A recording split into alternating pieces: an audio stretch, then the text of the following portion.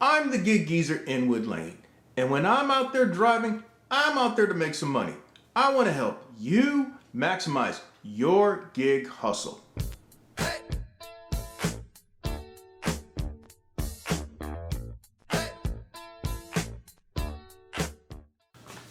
Um, 5 years in many things that we do can be viewed as a long time. And it's becoming apparent to me that 5 years as an active participant in the gig economy is actually a long time. And I think in part because the gig economy is a constantly evolving and dynamic enterprise. And what we knew just 5 years ago is like the dark ages compared to what is now. There are so many apps out there in which opportunities for people like me and you to actually make money doing, and in some cases it become our primary source of income. For me, my foray into the gig economy started with Uber. The way I found about Uber was somewhat of an indirect way. At the beginning of September 2016, my sister, the one that's closest to me in age, invited herself to visit me here in Columbia, South Carolina. And she told me that she would be coming in a certain day, and she told me that she would get a Uber. I'm like, I never heard of such thing. I never knew that Columbia had a cab service named Uber. But I was quick to tell her, hey, I'll come and pick you up. Don't even worry about that. I'll pick you up. No matter what time you get in, I will pick you up. So now directly, my foray into Uber actually was born out of a need. The need was to make some money. I had a lot of pressing things going on in my life at the time. And what I was doing primarily, I was actually struggling in, and I needed to find a way to make some money. And so one day I looked online for some type of additional part-time gig that they gave me a lot of flexibility, and I came across the word Uber, which was what my sister had mentioned to me a couple of weeks prior.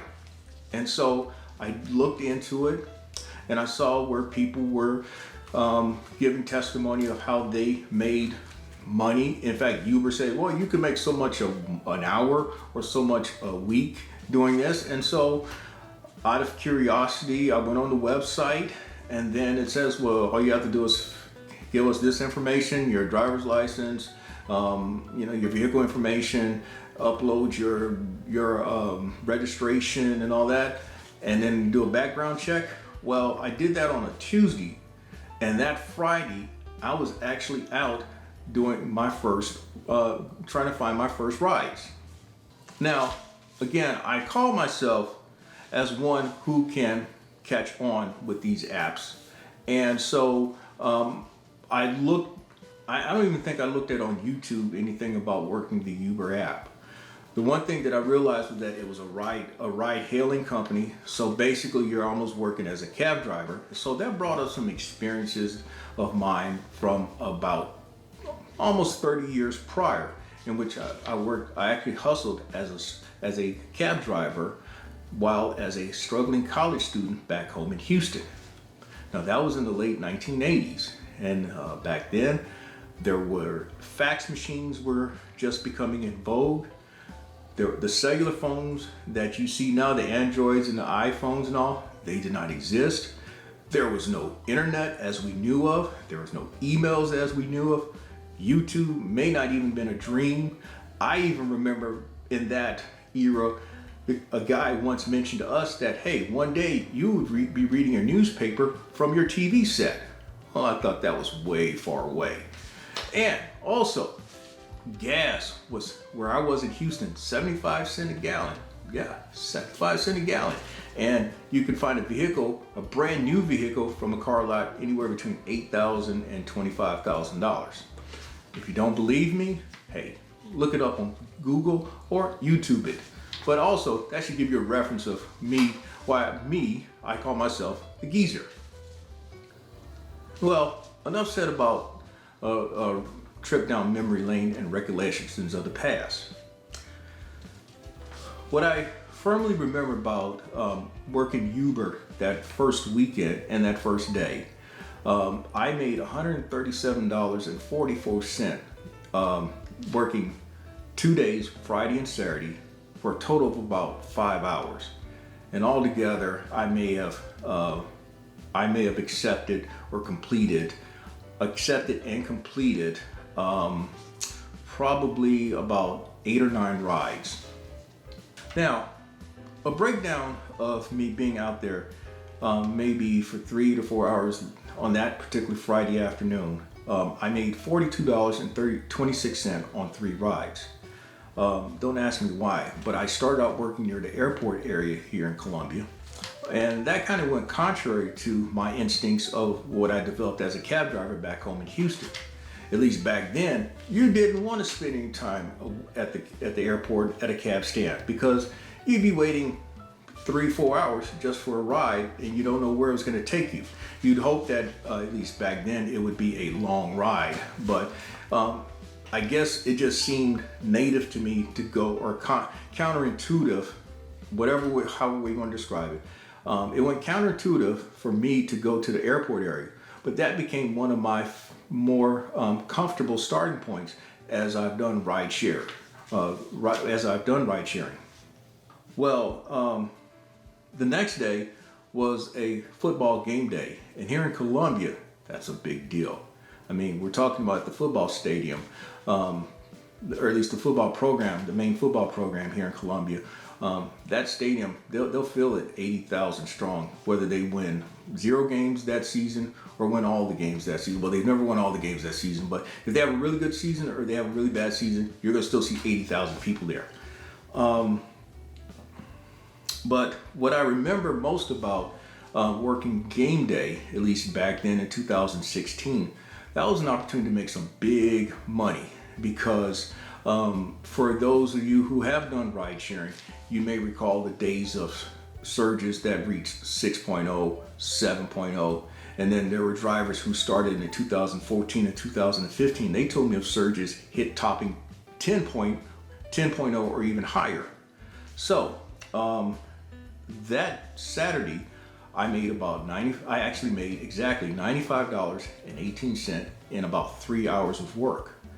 Now I'm thinking, man, I've made $135 or so in doing less than 5 hours of work, and I would have access to that money the following week because at that time, or at least I forget how it was when you start out, but I think you had to have so many rides in, or you had to be active on an app for a couple of weeks before you can start having access to daily cash outs and all.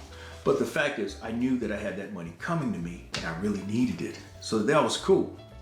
But I also remember though, when I would talk to other drivers back then, they told me how it was very commonplace for them to make several $100s in a night on the weekend, and in many cases in upwards of $1,000 on a Friday, Saturday, Sunday weekend.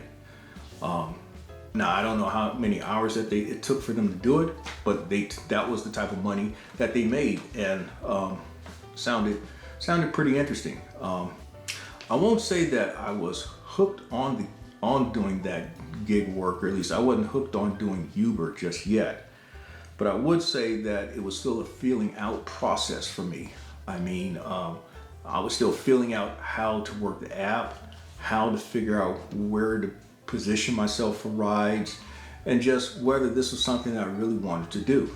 But one thing was certain though, I knew I still needed to make money. And so maybe that was the reason why I kept going back out there. The only thing that I'll say is that making money was my expectation as I began doing gig economy work, specifically with Uber. I didn't know anything about Lyft just yet because it was only in Charlotte, Charleston, and Myrtle Beach, if I'm not mistaken, in my market. It wasn't until January 2017 when Lyft was available statewide.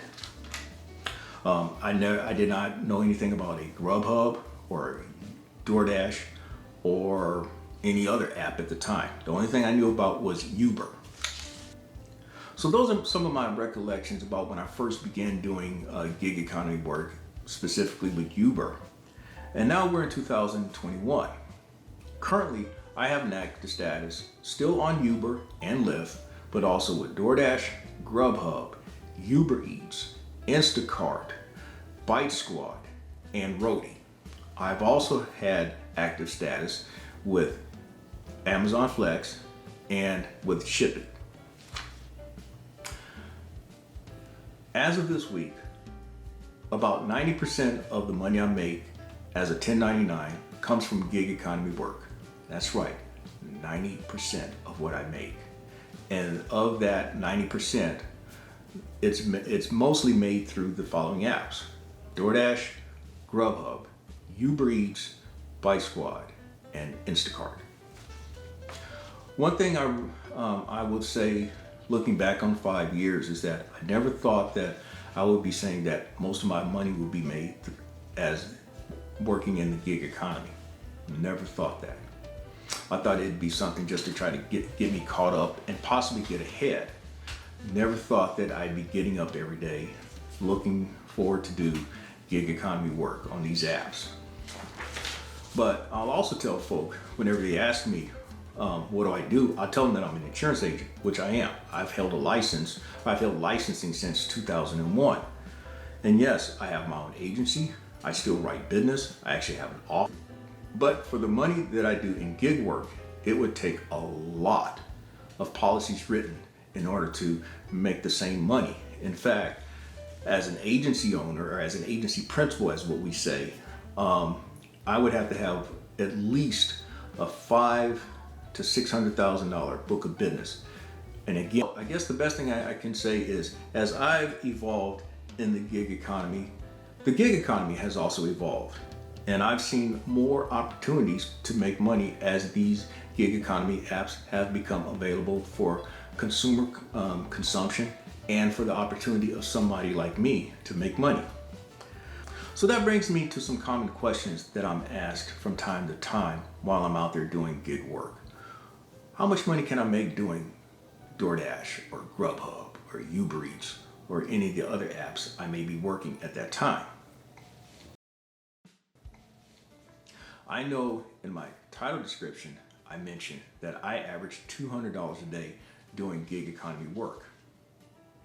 Now, that work is done anywhere between 6 and 9 hours a day.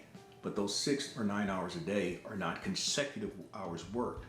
They're actually broken up into shifts, 2 shifts that is, of anywhere between 3 and 4.5 hours each day. And my goal while I'm out there is to make at least $100 each shift or each hustle. In fact, the shifts that I call them an early hustle and an evening hustle. You can figure that out about the early and evening hustle. But a lot of that is going to be dependent upon what you find work for you in your market. I know in this title description, I mentioned how I have averaged consistently over $200 a day doing gig economy work, working multiple apps. Now, from my background as a newspaper reporter, it's been ingrained in me to always search for the facts and report them in the most accurate way possible. Now, those facts are that, for example, the last 2 working weeks for me, I have made over $2,730. That money is broken down as follows.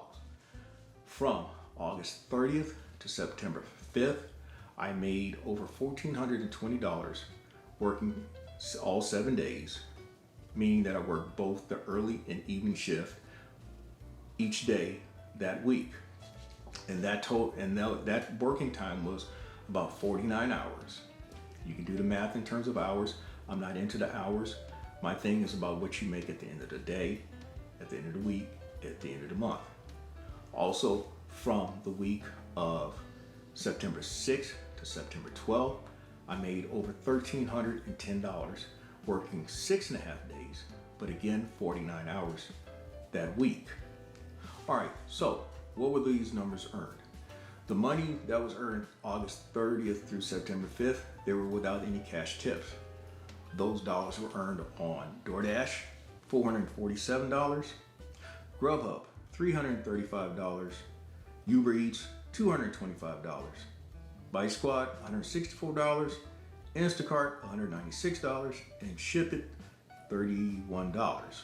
Now, for the recently completed week of September 6th through September 12th, I was out there again 6.5 hours.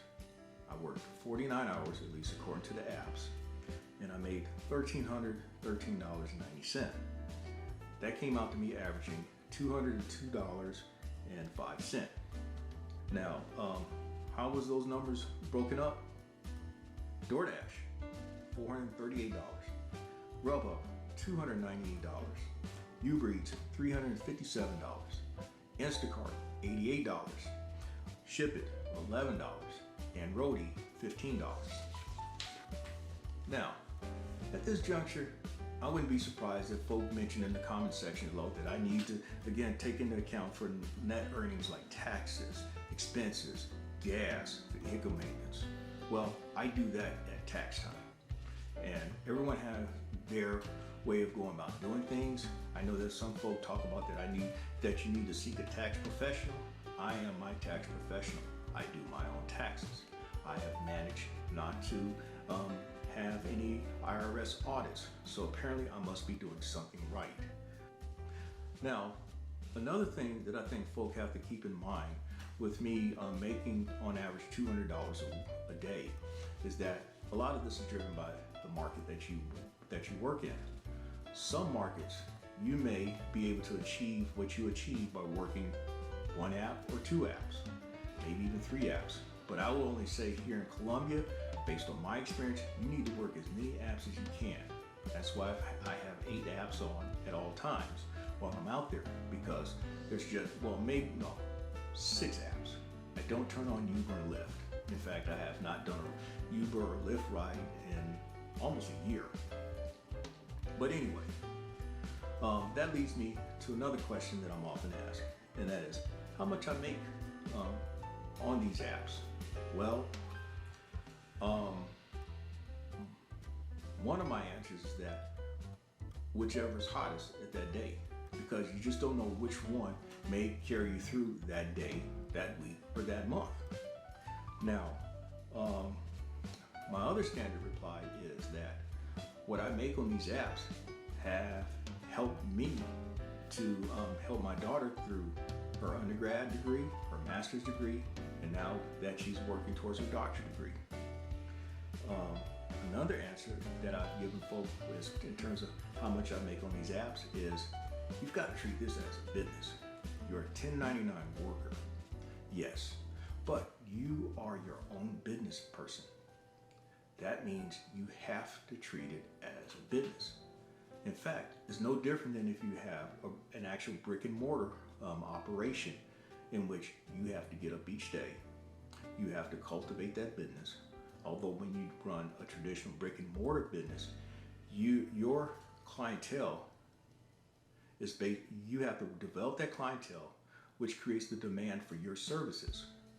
Well, the good thing about the gig economy apps, as I've learned over these 5 years, is that the gig economy apps are out there for the conveniences of society.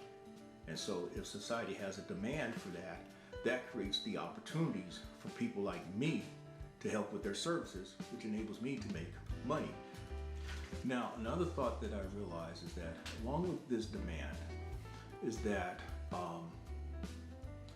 places like the traditional brick and mortar businesses, there is a demand for you in such a way that people come back to you repeatedly.